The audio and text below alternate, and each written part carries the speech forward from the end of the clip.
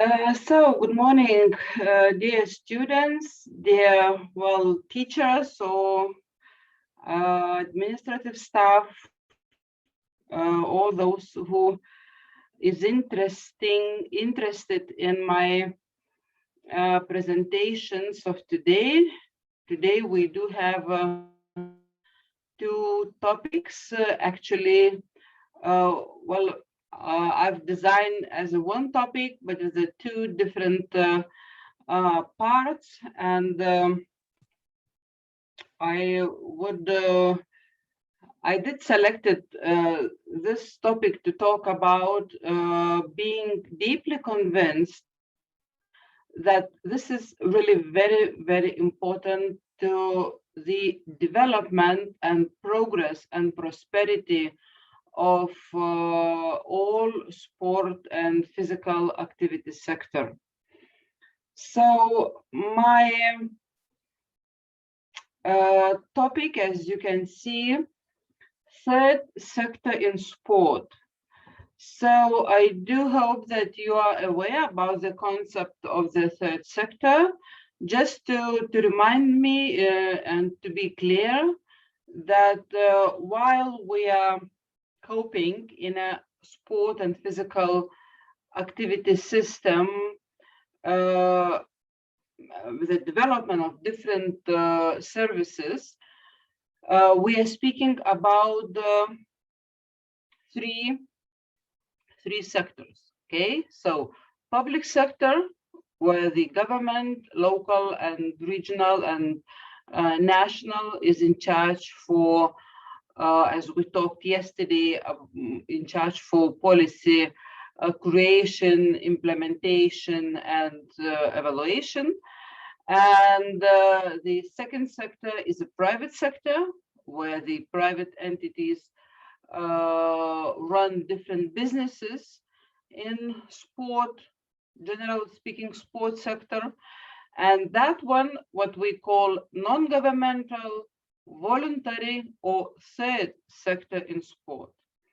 So grassroots sport, again, the concept itself, the first time I would be very, very, very open to you when I did hear the first time grassroots sport.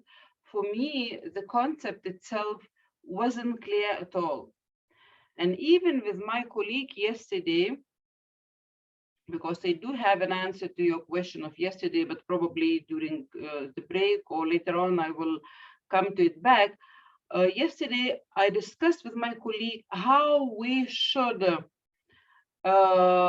translate, to Lithuanian language, grassroots sport. Sport, it's clear, but grassroots. So is it sport for all? Is it mass sport or sport for people, for all people who are willing to move and participate using different activities, different sport and physical activities and services? So this is a really background of any sport or active, even leisure activity, when person decides to do some exercise, okay, in spite of his or she's age, gender, occupation, beliefs, income, and any other socio-demographic factors. So grassroots sport shaping Europe, I will be focusing on the study which has been produced in the year 2016, and all important aspects, all important dimensions of grassroots sport are really well described, well presented, and only I need to elaborate a little bit and just to focus your attention to a grassroots sport based on that document. So Okay. So actually, from Lithuanian perspective, from the national specificities of sport, I will really jump to the broader environment, to the broader context of a European Union policy. So as being, well, country more than 15 years as a part of EU, we are somehow, well, following and trying to take into consideration different developments, what's going on in a sport and physical activity sector at the European level, being at the same time part of it. And I do hope that, well, for you and your knowledge regarding EU sport policy, I do not have an idea how much you know or how much you are interested in, but let me share my my attitudes and my, well, critical issues, what I would like to present today. Secondly, different functions of grassroots sport with a focus of its societal role. Yeah, as we will see, sport is playing different roles in a society. So societal role is the role which lies in the background for grassroots sport. And well, there is, well, a strive, there is a, well, a dream that, well, dream in some countries is a reality, in other countries it's a different situation. So there is some kind of call to foster social inclusion and integration through sport. Again and again, I've mentioned that attitude yesterday a couple of times. I'm coming back to the fact that more and more sport is seen not as a goal, yes, as a goal for the top level, for the professional sport, for the best excellence, for the best results, for the best achievements. But more and more we explore sport as a tool in a society to get more or as much as possible different benefits.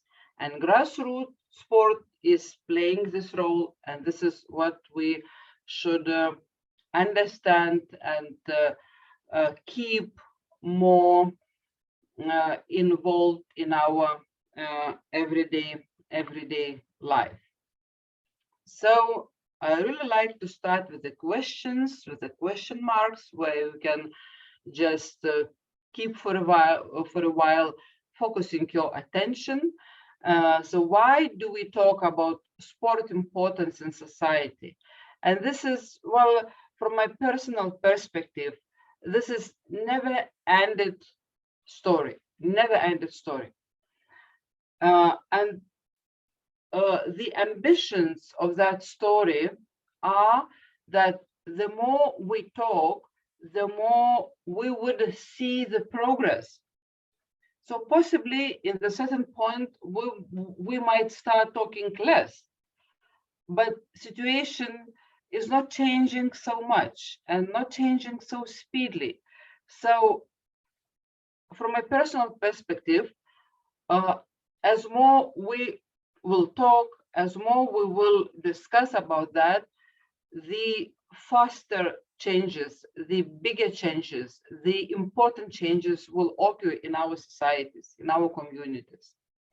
What is the EU policy towards grassroots sport, and why or where, how there were those obstacles that one day European sport policy somehow arrived and said, okay, shall we focus our attention on a grassroots sport?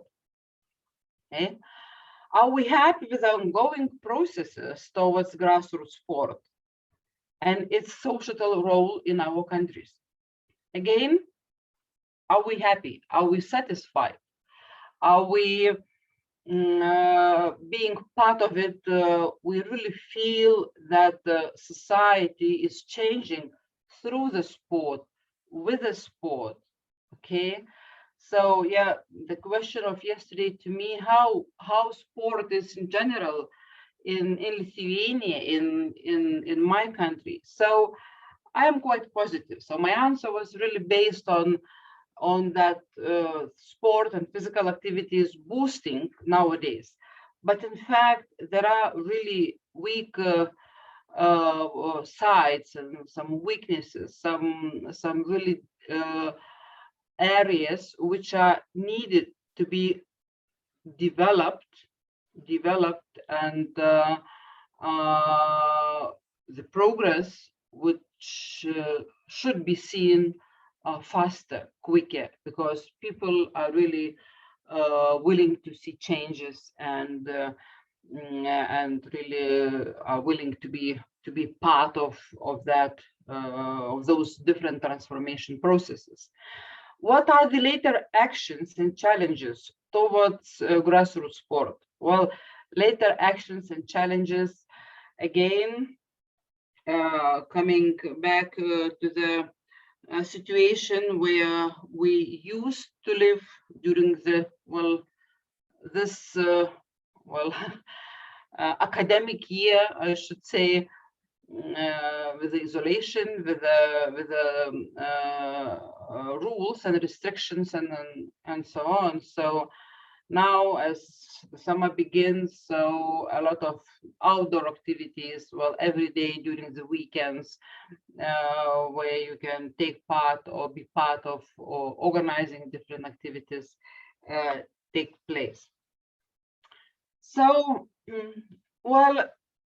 sport, if we start from the definitions, because we are speaking about that and keeping in mind, our perception, our understanding of sport at the European level. At the European level, we are using the definition of the European Council, of the 1993, that sport is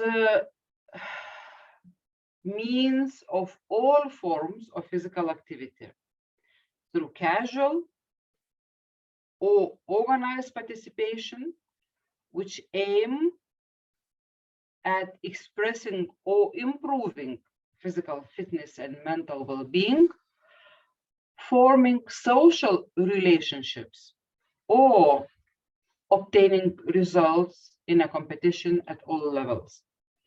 So that competitive part of sport always remains, because sport without competition, it's not sport. As I usually make some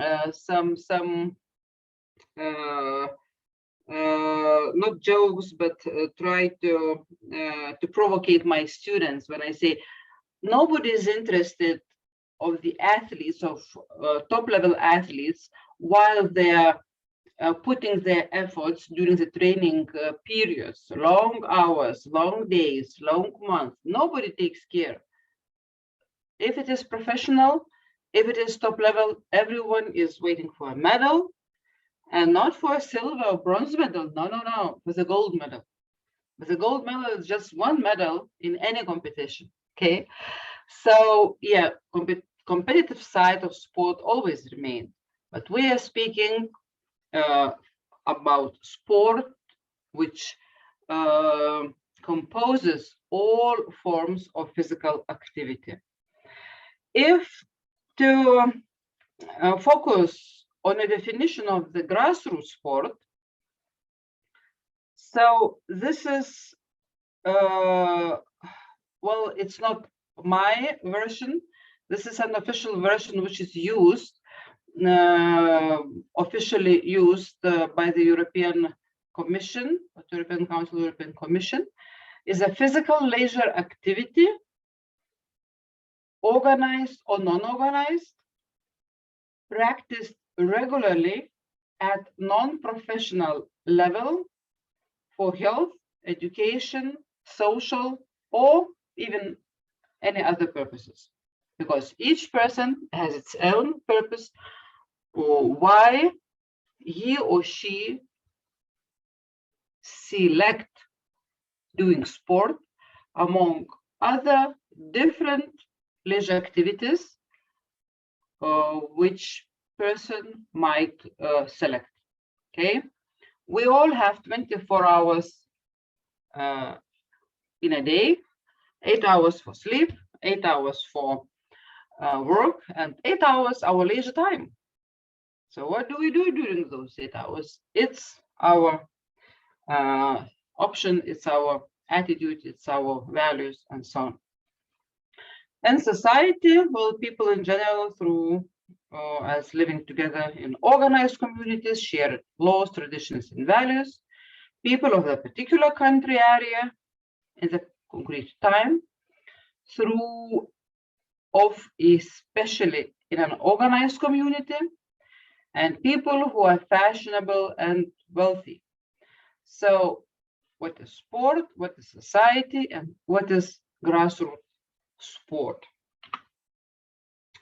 So when we speak about the role of sport and active leisure sector in our societies, we should take into consideration a variety of types,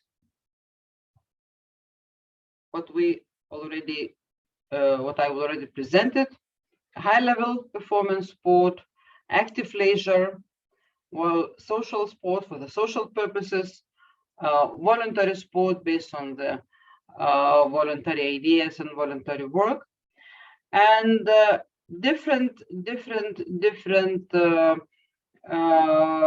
supporting, I should say, industries around the sector. So public administration, manufacturing and industries, communications, health and physiotherapy issues, and physical education, as we present being PE at the school level, different schools and kindergarten level. So, well, to represent sport in general at the broad continental European context is multi-dimensional phenomenon, which really covers different sectors and different organizations and different roles. What do we see? And this is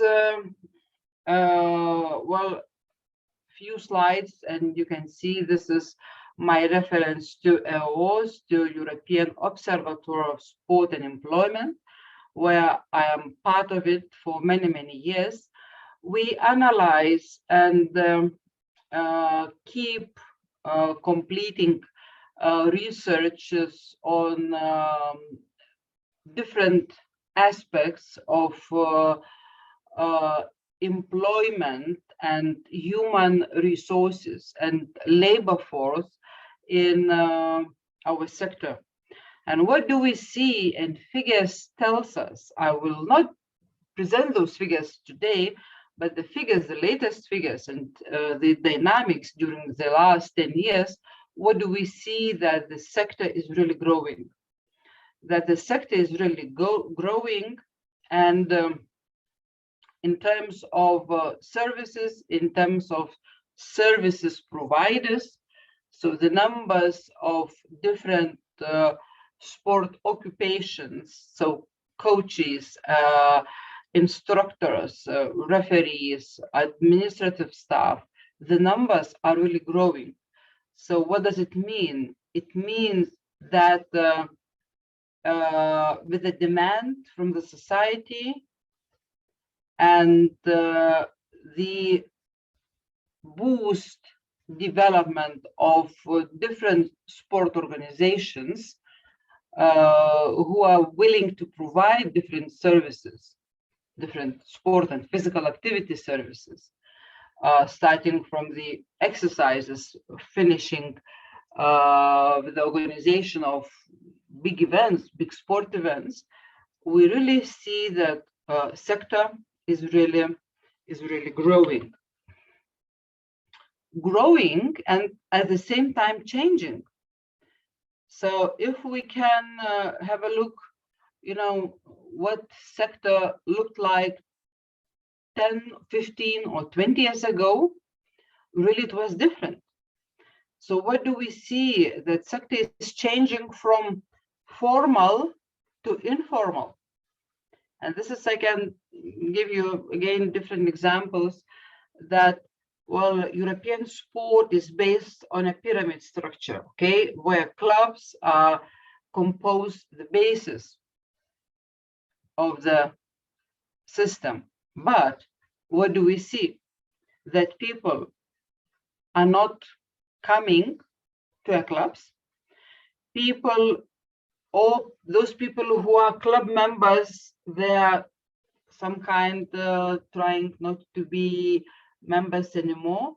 They start doing and practicing sport in informal way. Somehow they start to avoid, community relations, being part of some structure. They are more tend to practice sport on the individual basis, okay, with non-organized activities at all. From sport to physical activity, okay, so as you can already notice that I always try, to define the sector combining, both sides, sport and physical activity. It used to be when we used to speak about sport and only about sport and physical education or physical activity, and now we try, to make it as a combination, looking for the inter-organizational and cross-sectoral cooperation, what nowadays the transformation of the societies bring to us. So delivery, public sector, voluntary sector, private sector, and mixed economy. So we really more and more see public-private partnerships, different networkings, different interests and stakeholders groups towards sport.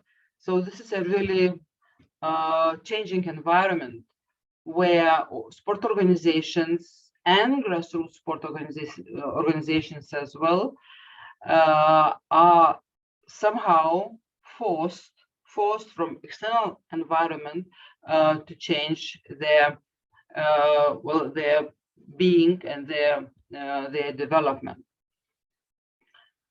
Changing roles and expectation of states and federations.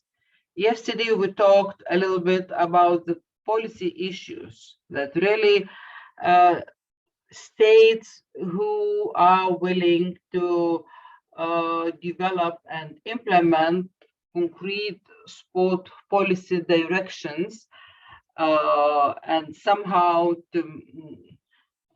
to put things together, or some kind of stress on a critical issues, they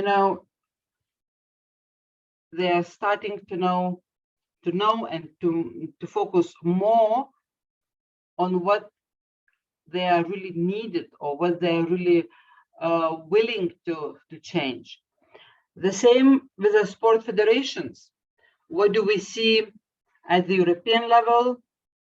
That is not very big issue, but in my country, the role of federation usually it used to be to promote concrete sport. Okay, so the role of the federation is to promote swimming, to promote track and field, to promote handball, and so on.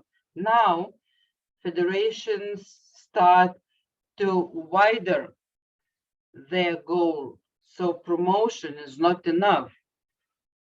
They start off presenting the concrete,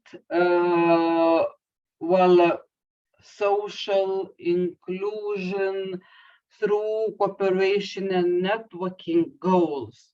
So I should say that from quite narrow approach in formulation of the goal, they start to broaden, they start to overview, and they start to look to their activity from the external environment perception, and that is really, really good stuff.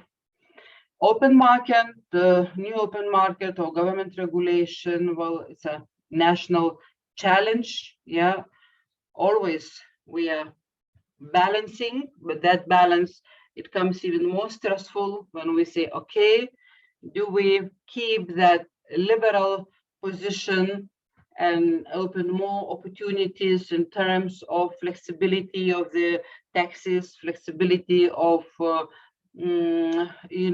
activities of the sport organization, or we still keep as a bureaucratization system and keep doing our activities based on strict regulations. Austerity and public spend cuts. So this is, the funding issues, and the fact that if we see that during the last year before pandemic, if we see that the budgets to sport, they slightly used to rise, okay, that is a good news. But it is good news or bad, we can say when we make analysis and comparisons, how that rise is balanced with the demand from the market, with the supply from the market.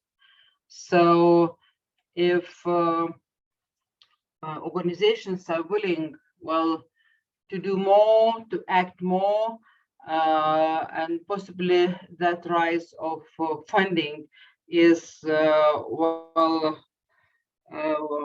good enough, but not essential and not effective to the real demand from the market. So what we do see that the demand from the organizations is rising much more quicker than the rise of the government support, public support to the sport activities. And from the perspective of employment, people facing sector, people, those our consumers, those who buy our sport activities or those who take part in sport activities, they really are looking for quality. The quality dimension becomes more and more important. But in order to provide the high level of the service quality, we really need high qualified people. So you as a students from sport and physical education, study area, you are learning and you are obtaining different knowledge and skills and abilities, striving to provide, high quality services to the people who are willing really to take part, who are willing to pay for it, if it is really in the level of their expectations. Volunteers, again, it's a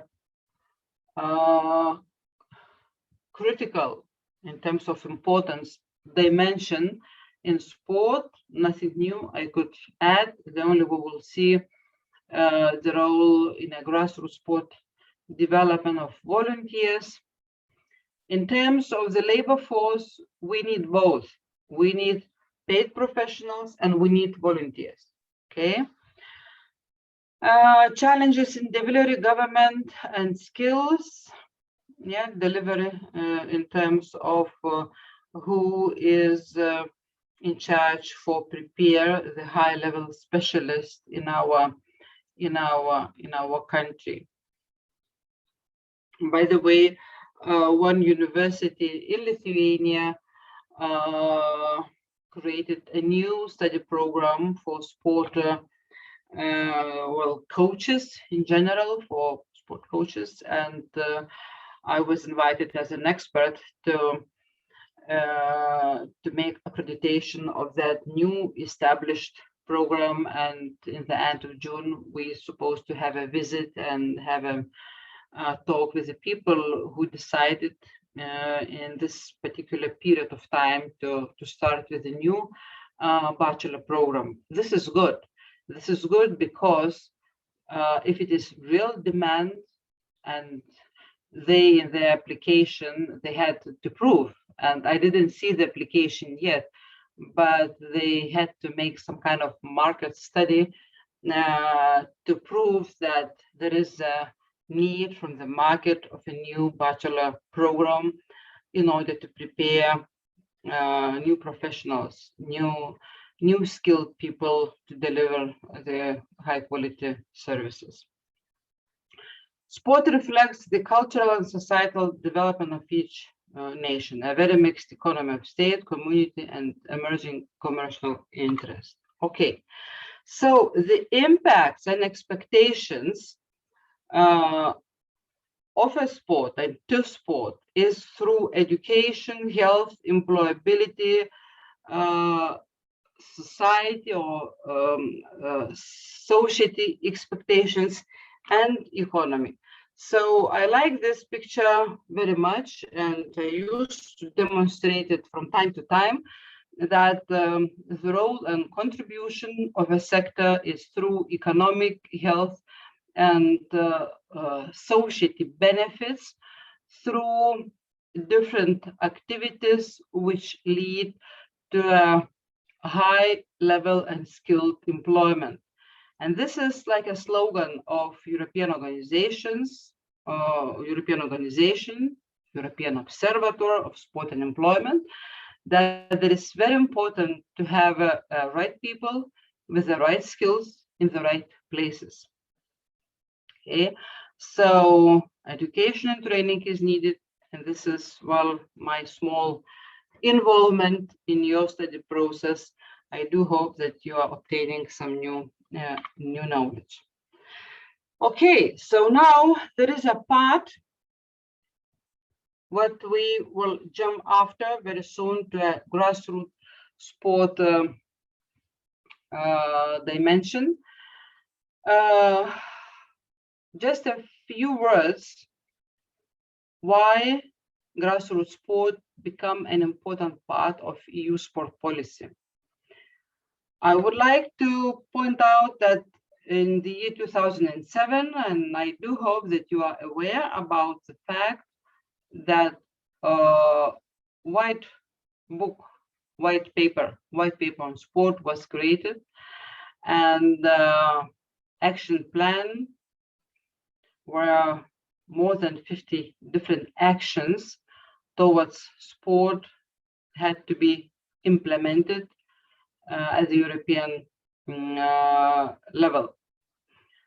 Lisbon Treaty and Article 165 really define the role of sport, and this is the first time ever when sport become politically important, and when sport or to sport was given EU formal competence.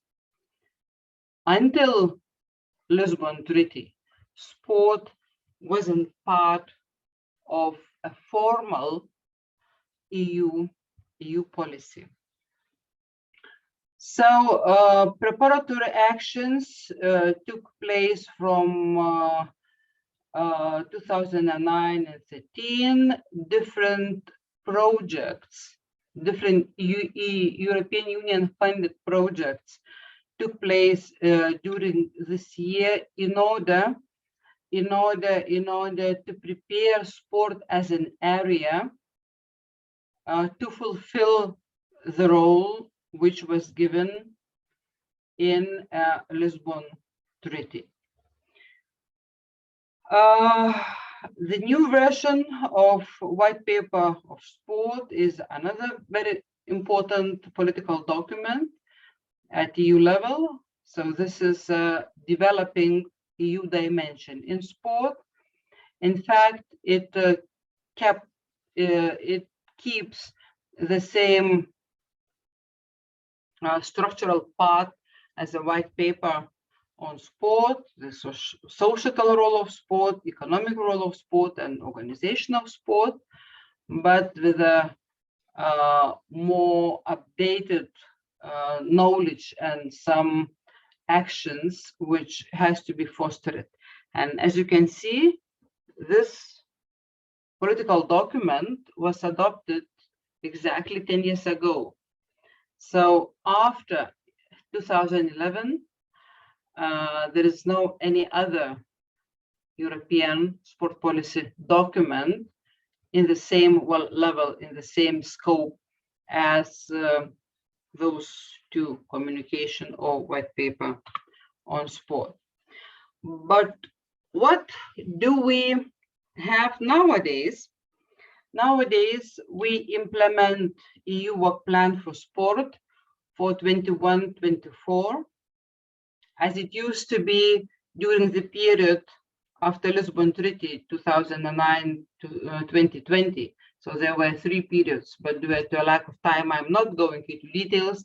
I'm just trying to present you the current developments, current period where EU policy is operating on. So there are 3 priorities, 3 main development directions: protect integrity and values in sport, socio-economic and environmental dimensions of sport, and promotion of participation in sport and HEPA, health enhancing physical activity. So as you can see, there is no that miracle, that critical word what we will be using, grassroots sport, but it goes in fact indirectly through all those 3 priority directions. And well, finally, we do run the Erasmus Plus program. Nothing new to say. I am myself giving lectures to you. I am operating as on a virtual staff mobility scheme through Erasmus Plus program. So what is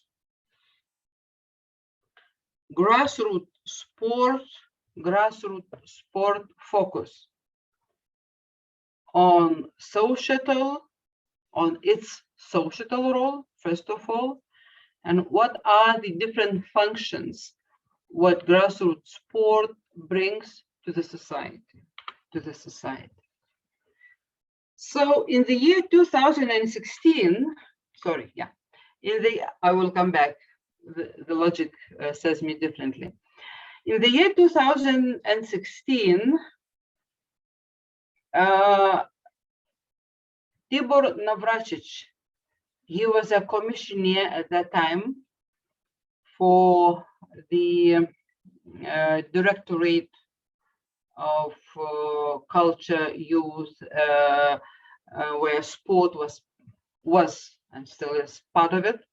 There is new structure now, but he made a policy to conduct a special study. In fact, there were 2 studies. There were two high-level groups created. The one was, and what we will be focusing on a grassroots sport development.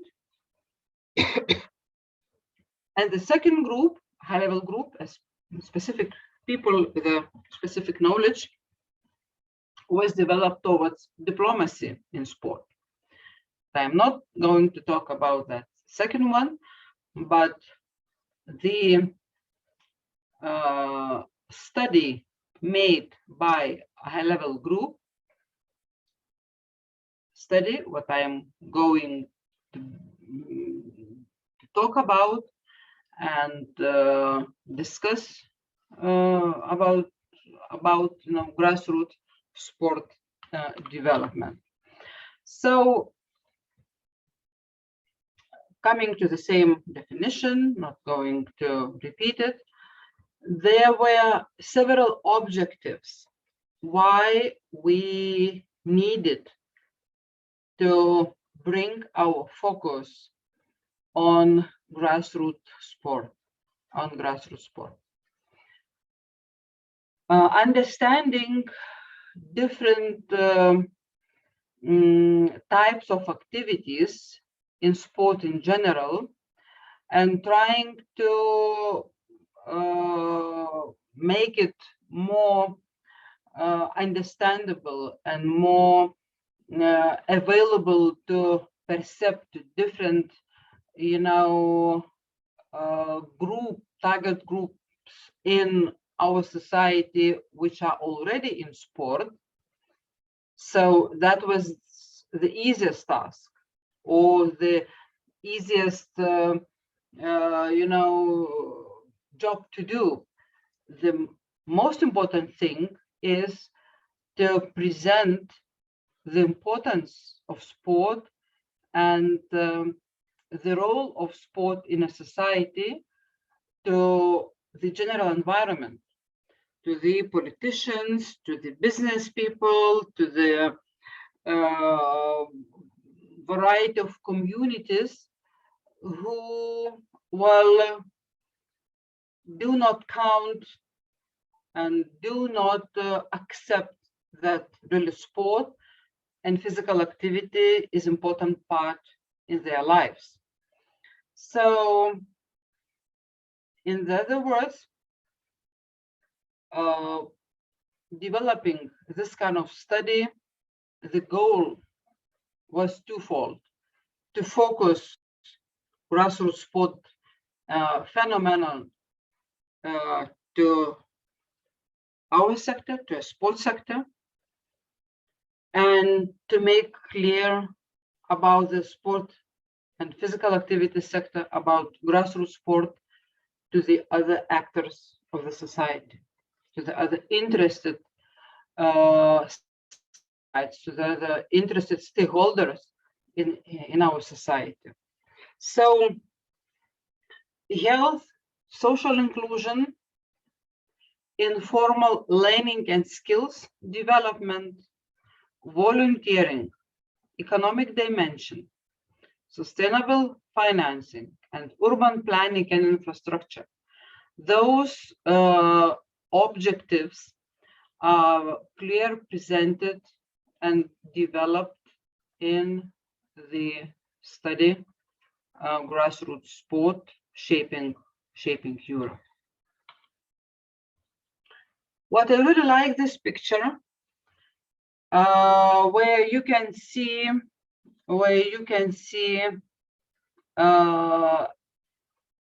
different kinds and variations of sport. Actually, you cannot see, but just to have an imagination that different kinds and variation of sport, different target groups are involved in. So, children, youth, women, men, families, senior citizens, people with disabilities, people with chronic diseases, people with different social and cultural backgrounds and or religion affiliations. So different target groups is covered by the grassroots sport definition and different aims which are focused to achieve the concrete goals and to give an answer why we count ourselves as a part of a grassroots sport. So, as I mentioned, this is a type of, well, perception of the leisure time entertainments, leisure time activities, where we have a personal motives to do it, to do that, to be part of it or not. Having a concrete motives, we are streaming to achieve certain aims. So responsibility and creativity, cultural, regional, and national identity. Again, as I've mentioned yesterday in my second lecture, well, first and second lecture as an example, but first as well, where you could see, you know, that active and passive participation in terms of fan groups and spectators and you know, those who in fact are not a part of active participation, but really are big lovers of concrete teams or concrete athletes, and well, they really is important part in our well, sector. Adventure, especially being in the outdoors, in the nature conditions, especially well during the summertime, which brings us a unique opportunities to be close to the nature. Performance and competition, community and team feeling, yeah, community and team feeling. Health, again, three sides of health always we are touching, either prevention, either rehabilitation, either, you know, fitness purposes, to be fit, to be physically and mentally fit. And joy in playing and dancing, joy in motion. By the way, yesterday during the news, it was announced that from a secondary school program, the lessons of dancing, they were withdrawn. So it means that no more dancing lessons will be provided at schools. So it was a big issue, why and how and so on and so forth. So the only argument what I have heard from the ministry, that dancing as an activity for kids will be included into physical education lessons.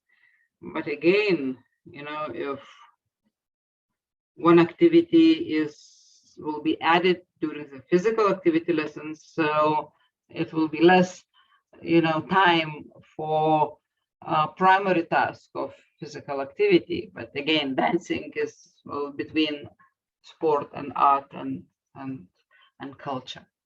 Okay, so what are the value added of a grassroots sport? What grassroots sport brings to the society, to the community? So, well, different nicely designed values we can count: fair play, respect of rules, critical thinking, discipline, leadership, communication, cooperation, and what I really love,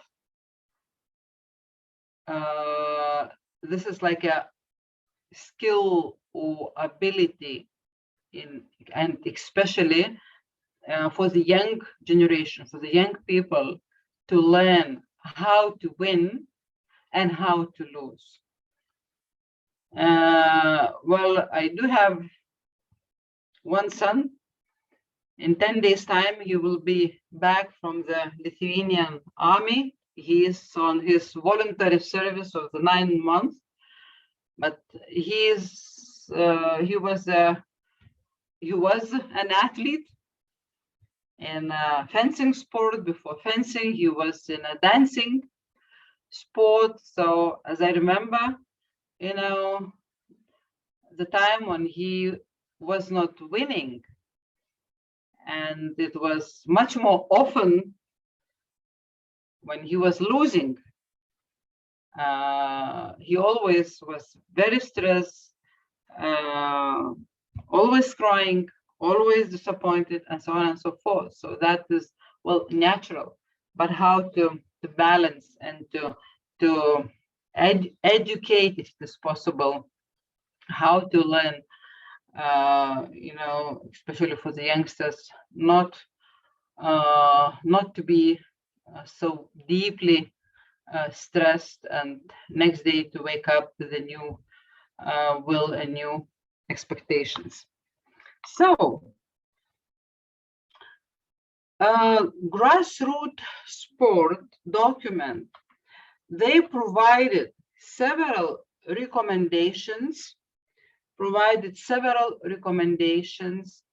for the future for Europe.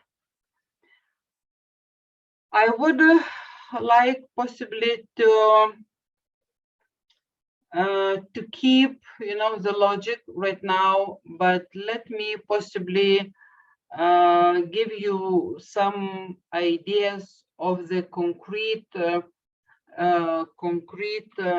key issues which were presented in the study and which are very well developed and understandable, given to the public to find out what is that content, and possibly later on I will come back to the recommendation. So, key issues. The first issue, and why people are coming to do sport in different organizations, in different societies, in different communities. This is a health issue. So, in terms of health dimension, there were several concrete issues mentioned. Role of a team sport.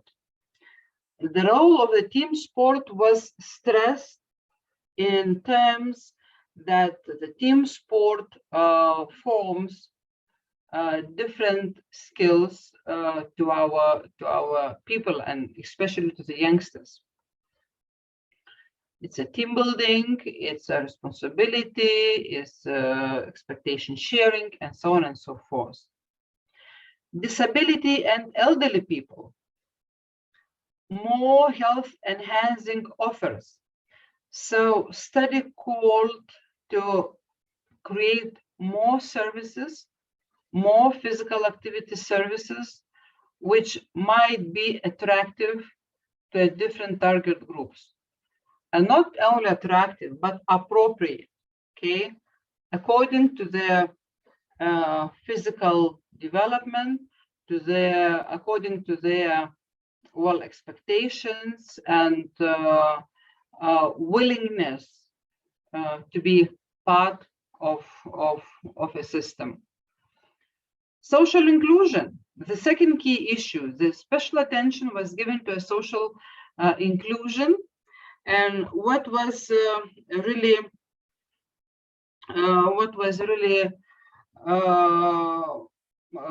unexpected from my side, that it was some kind of call that migrants and refugees, while providing grassroots sport services, we should include in the staff members of the organizations, of the sport organizations.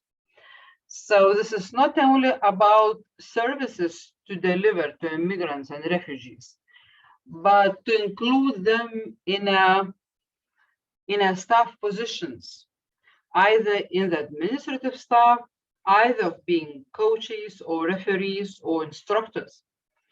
So this was more integrative part more inclusion part in not only service delivery, but in a labor relations and growth of the organization.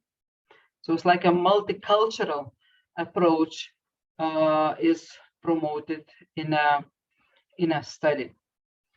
Networking outside sport.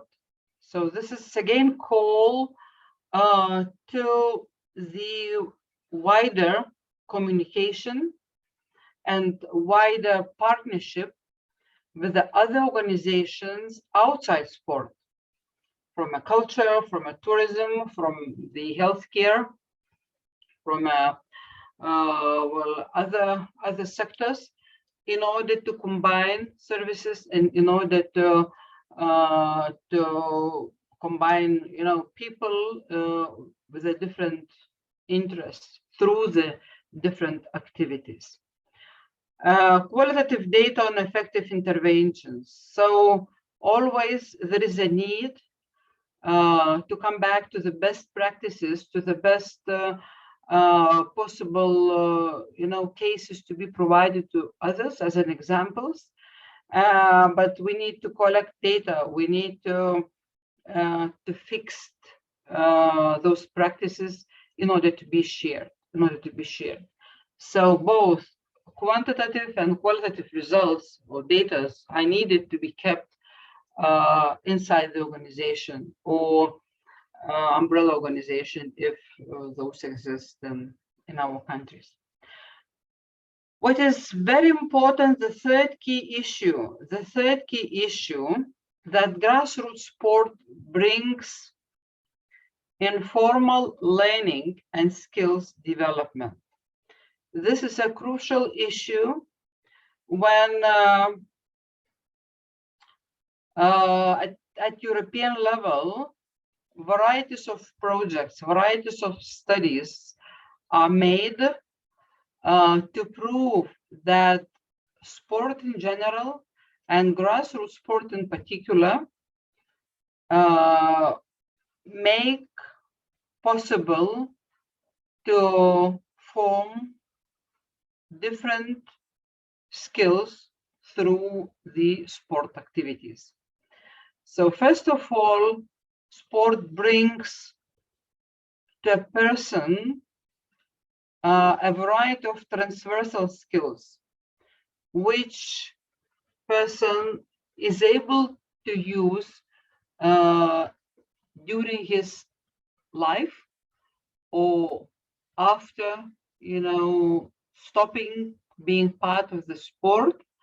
He or she is implementing those skills or using those skills which were formed because of the participation in sport, in grassroots sport. So I just listed several important transversal skills. As you can see, communication, team working, customer handling, problem solving, to learn how to learn, that learning culture, okay? Planning yourself, organizing yourself. Yeah, so different transversal skills which sport as an activity brings a value to the next stages in a human life. And at the same time, we are obtaining those skills with somehow indirectly we reduce unemployment.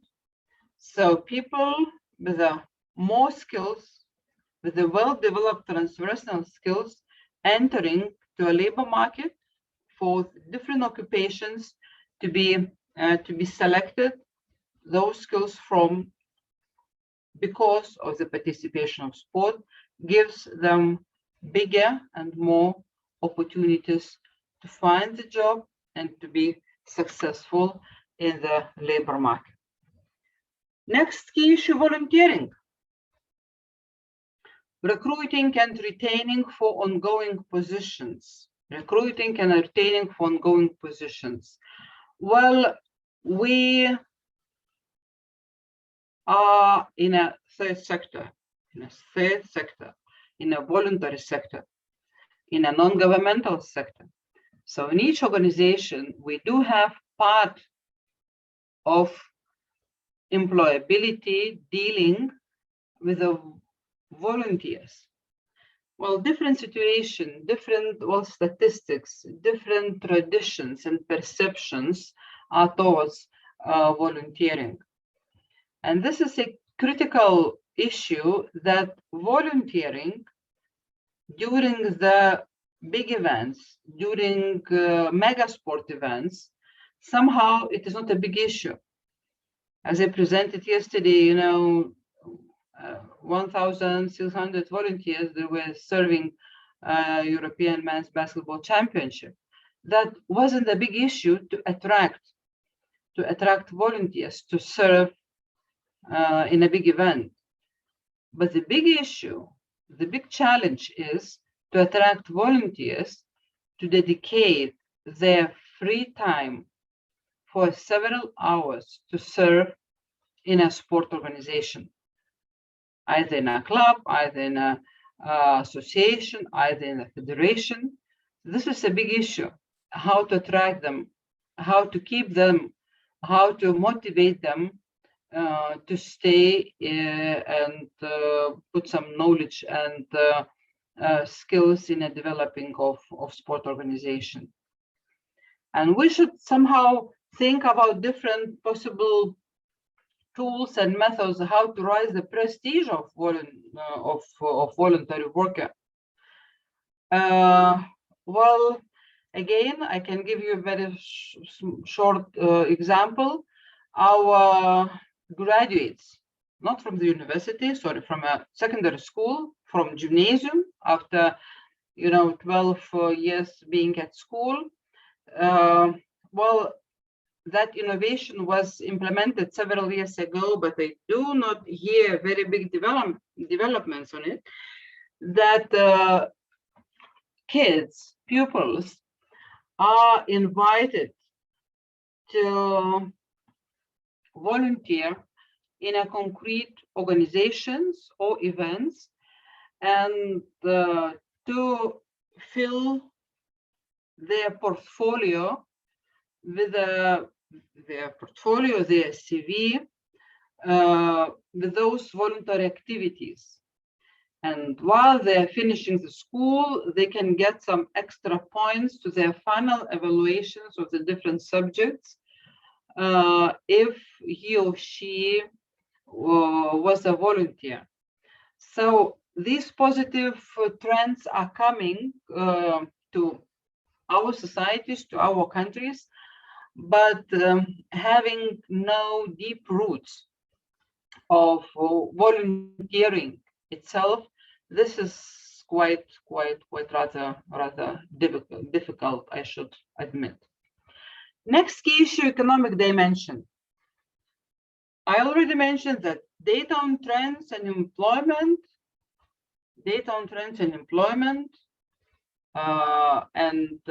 consumption studies, as I mentioned yesterday, and participation impacts are really important, knowing that as more people take part in a grassroots sport, the more people they will buy equipment, clothes, shoes, transportation, and other expenses they will need to cover. And the more they take part in sport, the more they have expenses, the bigger economic impact of sport is generated in a country. And the last two key issues are sustainable financing. The issue is how to secure financing in a grassroots sport, how to secure those funds who are necessary for promotion of a grassroots sport. So while Europe calls for innovative ways to find out innovative ways of possible funding schemes. Well, this is very easy to put on a paper, and it is very easy to proclaim in a political sense. But as we can see, that a lot of organizations, third sector sport organizations, they are really suffering from a lack of funding. PPP, public-private partnership, should be developed in all levels in terms of national, regional, and local levels. And the role of lotteries.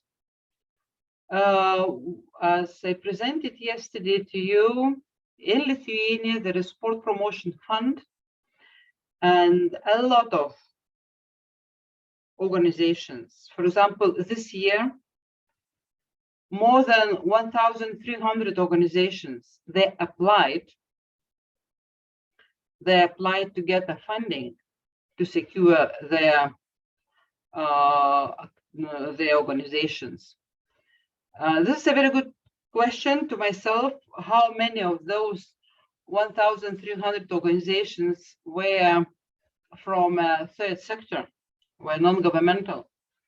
Because as I mentioned, as being an expert of the foundation myself, I made an expertise of around 80 projects altogether. So I really made an expertise of organizations from public sector, from commercial sector, but vast majority, at least in my hands, they were from non-governmental sector. So my message is that organizations are really striving to get funds to implement their activities, their goals, and grassroots sport is really need to secure their existence. And finally, infrastructure. The last key issue, infrastructure. Urban planning and infrastructure. So local policies for the facilities usage, sport involvement in the design or modification of urban areas to be ready for grassroots sport promotion, and infrastructure, which is more and more there is a call to build a multifunctional complexes in order to fulfill the demand as many grassroots sport activities as possible. So those were general recommendations, and the vision for grassroots sport was presented at EU policy level in the year 2016. So the study has been made and presented to the presidency of the country, which was a part during the year 2017. That was a political debate and agreement among all European Union countries to foster this issue, to promote this issue, and that was a special priority in European Union work plan for sport in the year 2017-2020. So good governance. About good governance, we will speak about good governance in the next part of my lecture today. Best practice, to collect best practice to secure and to keep the spirit of subsidiarity. I did not reveal this definition to you yet, but this is a division of funds. There are three different schemes of subsidiarity. Okay, cross-sectoral approach, recognize and support sport clubs, programs, and events. to deal with the innovations and new partnerships. As I mentioned, that cross-sectoral and inter-institutional cooperation is really the issue to be implemented. Contribution of volunteering to encourage early positive experiences in sport and physical activity, and social and economic benefits of participation in grassroots sport. Now I see my time is coming to an end, and one of the important part of the study is that towards social inclusion and integration of the society through sport, there are prepared specific policy recommendations to different target groups. So I will not be going into details, but what I would like to draw your attention that those specific recommendations to the concrete organizations, or in other words, recommendations to European Union, recommendations to the countries' public authorities, recommendations to the sport movement or stakeholders in the sports sector, and recommendations to other sectors. So this is one of the biggest value of such kind of studies, where concrete and specific recommendations to each part of the interested parties are provided. So let me just to keep one quarter of this circle, and well, what is recommended by the grassroots sports study to European Union? What European Union on a political level should keep into consideration?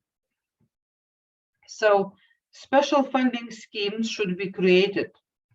Legal acts providing promotion of grassroots sport are needed.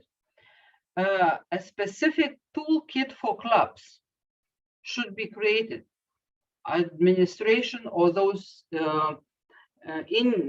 initiators, those leader people, they should really not only have an idea or the dream to create a club, they really need to know some specific, stages and some specific knowledge how to create a club as an organization to be run successfully. Innovative actions towards development of grassroots sport in terms of events and many other activities. Integration in European Week of Sport. So grassroots sport should be part of it. And in fact, it is. As I mentioned in the beginning, it depends how we define grassroots sport in our societies. If it is sport for all, and I presented yesterday that Lithuanian Sport for All Association is really in charge for organizing and delivering European Week of Sport in September every year. So I think this is, well, more or less the same. Ensure equality. All roles of inclusion, in terms of population and gender and ethnic minorities and so on, and positive contribution. So we should keep talking, and we should keep defining the growing and stable, in fact, role of grassroots sport in general. So recommendations to public authorities, recommendation to the sport movement, and recommendation to the other sectors, how the other sectors should react to the grassroots sport development. And this is the final, before the small task, what I would give to you to think about. So this is the last, my slide, which is, I have to make the authorship. This slide is provided by my professor, great professor Jean Camille from Claude Bernard Lyon University in France. So this is, if we did focus on a voluntary third sector, okay, with the three main indicators: shared responsibility, social relations, and strength-based approach. So in a voluntary sector, we really are creating and being a part of civil society. So in a civil society, we really share our responsibilities to keep, in our case, grassroots sport development. And this is our shared responsibility to provide and to promote and to keep it growing. In terms of social relations, interinstitutional cooperation is needed in terms of shared values. So cooperation with a different organization goes through the values shared, those beliefs, those goals and tasks what are really interested for us in our partners, and our partners are interested what we are doing, and thus we are willing to keep it developing together. And strength-based approach in a voluntary sector, in a third sector, we should somehow to respond to our own situation. It means that if we are part of the grassroots sport, we should keep promoting those activities, those values, those beliefs, what we really are in. And what is very important, to balance the interest, different groups of those people, those who are really exploring our services, who are really are with us in our activities. Are they successful or not very successful, but they are really keeping going with us. At the same time, public sector and private sector has its own shared responsibility view, social relations, and strength-based approach. But our focus of today was really on a third sector, on a voluntary sector. And this is an example from Latvia. You might read it by yourself. And the very last, my slide of this morning is that this is for you to think about. And this is some kind of a research which one of my students conducted several years ago, actually in the year 2016, when the study was completed. So that was a part of his master program, master thesis, that we took statements from the Grassroots Sport Shaping Europe study, and we made an evaluation in 5 dimensions of the Likert scale, but here I presented only 3 with a very significant, significant, or insignificant.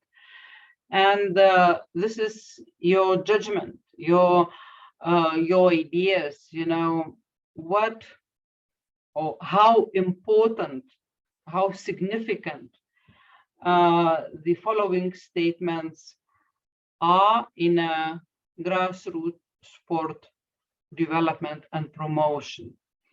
So the first statement, how significant is the implementation of the principles of good governance?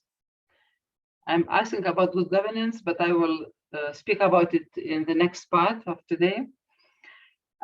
Promotion of principles of subsidiarity. Okay, what is subsidiarity? We didn't talk about it yet. Promotion of cross-sectoral cooperation. Is it very significant? Grassroots sport, is it significant, or it is insignificant? Support sport clubs, programs, and events. Innovative and initiate new partnership to present innovations and initiate new partnership. Is it important? Is it significant? Develop volunteering. Encourage area positive experiences of sport and physical activity, okay, especially in the young age people. And finally, is it significant to justify the socioeconomic benefits of participating in amateur sport, in our case, in grassroots sport? So this is the list of statements which are the core of grassroots sport, and I do believe that during my lecture you was able to broaden your attitude and view, and you've got some insights about, well, European policy of sport and European dimension in sport, particularly in a third sector, in a grassroots sport development. So thank you for your attention right now. And if you have any questions, as yesterday,